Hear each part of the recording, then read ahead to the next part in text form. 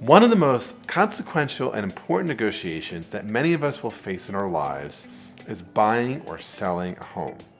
So, if you are getting ready to purchase a home, or you're getting ready to sell one for the first time, and if you want to make sure you get a good deal and don't get taken advantage of, stay tuned, because by the end of this video, you will know 5 tips on how to negotiate the best deal for both sides. And if you stick to the end, I'll share with you a real story about how one of my friends, who, by the way, is also a negotiation expert, used these strategies to nab his dream house in an incredibly hot and super competitive real estate market.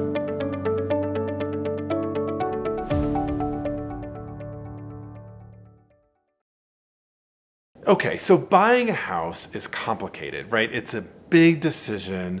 It involves often many of us taking on a 15 or 30-year mortgage. And it's the place where we're going to live with our families for some years and maybe our whole life. And so when we undertake this, we want to make sure we do it with a great deal of care and concern. The first step to setting yourself up for success in negotiation is choosing an agent. And in order to do this well, I want to offer a few pieces of advice. You need to do a lot of research here. And there are some easy ways to do this. First, ask whether someone is a buyer's agent or a seller's agent. If you're the buyer, you want a buyer's agent. If you're a seller, you want the seller's agent. What you typically don't want is somebody who represents both sides in the transaction. Secondly, as much as you can, ask around for reputations. In a given community, particular real estate agents actually do develop reputations. You want someone who is going to be really interested not in getting the next marginal sale, but rather in understanding what's important to you, what your interests are, what your needs are. Lastly, don't be afraid of setting up an interview with an agent. Even though someone has a really good reputation, if you're done with the interview and it just doesn't meet your sniff test, they might be good, but they're not right for you. Hiring an agent is not unlike finding a medical doctor or finding a lawyer or finding a counselor or finding a member of the clergy. They need to know their field, but you also need to feel like there's a fit, like they get you. Secondly, you need to prepare. And the preparation is at several levels. First, think about what are the qualities of the house that you want. Do you want to live in a condo complex? Do you want multi-levels? How many rooms? Do you want a front yard and a backyard? Is it important for you to be near schools? Is it important for you to avoid a flood zone? Do that kind of self-exploration. But once you've done that, you want to learn as much as you can about the relevant market. So typically, in most areas, there's a lot of publicly available information about number of sales, average price. You can often investigate this by zip code. You can look at trends, like if there's a market slowdown, you can often see this by looking at sales over a period of several years, right? But the more you know about the market, the better it'll be for you. Third, especially if you are the buyer, once you identify the unit or house that you like, try to learn as much as you can about the seller.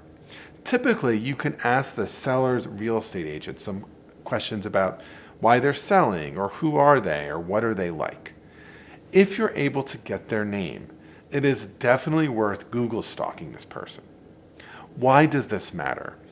The more I know about somebody, the more I'm able to tailor my offer in a way that might actually win me the transaction. So I'm going to tell you a story about one of my friends who happens to be a negotiation expert. And a few years ago, he and his wife were looking for their first house.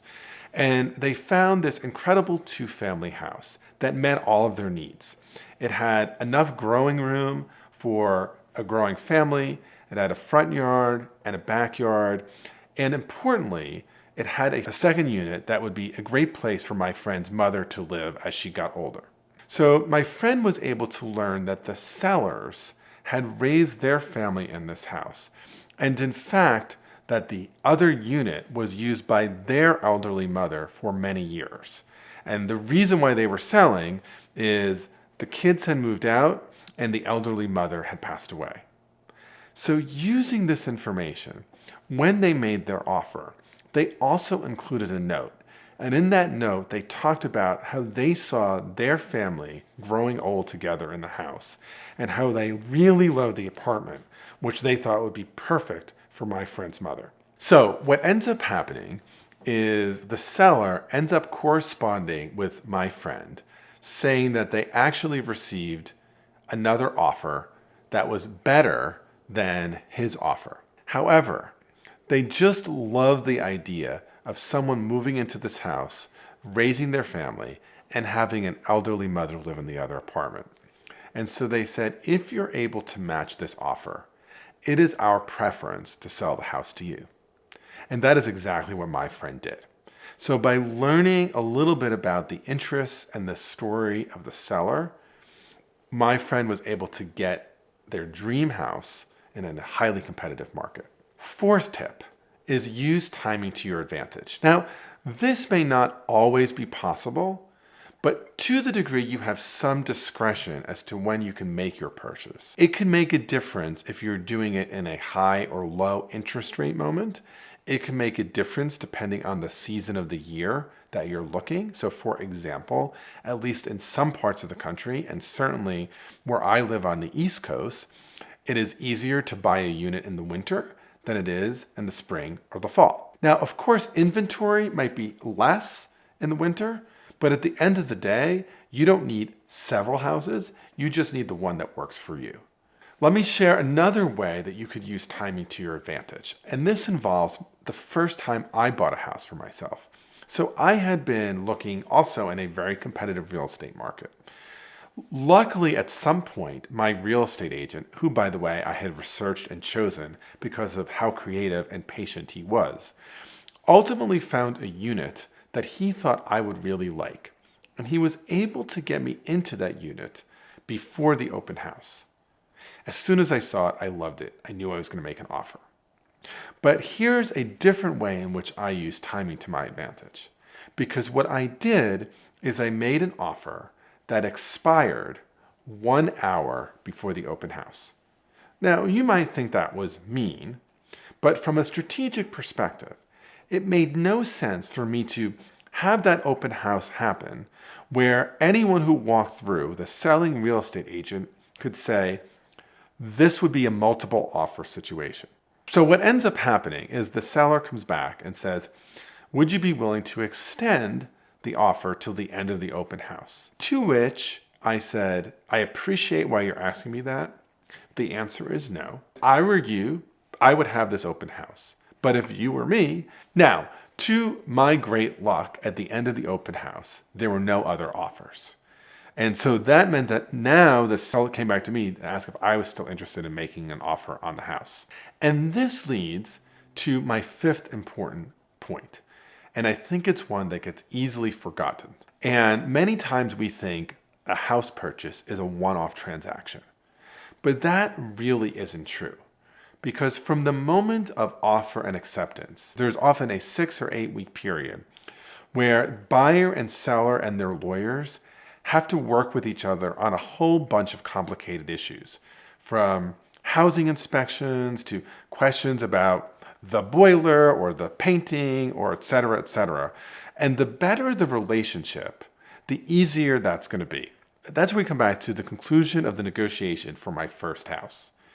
Because when the seller comes back to me and says, would you like to renew your offer? For me, the answer was definitely yes. But the question was, do I now make an offer for less than the original offer? Now, on the one hand, you might say, of course you do. You know they have no offers. They said no to your first offer. You should make an offer that's less. But I didn't do that. And I didn't do that for this reason. I knew that this was much more than a one-off transaction. And yeah, I can make an offer for maybe $20,000 or $30,000 less and feel like I won. Maybe they'd say yes, maybe they'd say no. But even if they said yes, I'm not sure it would be a win for me because they'd still feel a little bit burned by this transaction. And if I think about $30,000, right? $30,000, it's a lot of money. $30,000 in the scope of a 30-year mortgage, it actually isn't a lot of money. And so preserving the goodwill and making an offer that was the same as the original offer allowed me to get their goodwill, allowed them to feel like they had a good deal, and helped me close on a house that I loved for more than 11 years. So, to recap, buying a new house is one of the most important, stressful, and consequential decisions of one's life. 5 things you can do to increase the likelihood that you will have a good outcome are: first, research and choose your agent wisely. Second, prepare. Learn as much as you can, both about what you're looking for and the relevant market. Third, once you find that house, do what you can to learn as much as possible about the owner, the person on the other side of the transaction, and use that information to frame the terms of your offer. And fourth, use timing to your advantage. Lastly, remember, buying or selling a house is more than a one-off transaction. Making sure you preserve the relationship with the buyer or the seller is going to save you far more hassle than making a few extra $1,000s on the deal. So if you want to continue to learn how to improve your negotiation efficacy, watch this next video, which is how do I negotiate when the other side has more power? And let me make a strong suggestion to you. If you want to make another consequential decision in your life, make sure you subscribe to this channel. And if you want to build a relationship with me, I'd be incredibly grateful if you would like this video and ring the bell so that you get notified every single time I drop a new video. Okay, you want to keep watching?